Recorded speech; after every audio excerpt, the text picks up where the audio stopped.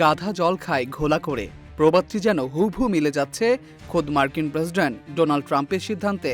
ইরানের পরমাণু কর্মসূচি বন্ধ করা ও নতুন পরমাণু চুক্তি আদায়ের লক্ষ্য নিয়ে যে যুদ্ধ শুরু হয়েছিল, সেই লক্ষ্য এখন যেন পেছনে ফেলতে চাইছে ওয়াশিংটন। পরমাণু চুক্তি ছাড়াই যুদ্ধ থামাতে তেহরানের সঙ্গে সমঝোতার পথ খুঁজছেন ট্রাম্প, আর এর বিনিময়ে ইরানকে খুলে দিতে হবে কৌশলগতভাবে গুরুত্বপূর্ণ হরমুজ প্রণালী। মার্কিন কর্মকর্তাদের বরাতে দ্য ওয়াল স্ট্রিট জার্নাল জানিয়েছে, নতুন পরমাণু চুক্তি ছাড়াই ইরানের সঙ্গে যুদ্ধ বন্ধের পথ খুঁজছেন ট্রাম্প। এক্ষেত্রে হরমুজ প্রণালীতে বাণিজ্যিক জাহাজ চলাচল পুরোপুরি স্বাভাবিক করাই হতে পারে যুদ্ধবিরতি বাড়ানোর অন্যতম শর্ত। তবে বিনা শর্তে প্রণালী খুলতে রাজি নয় তেহরান।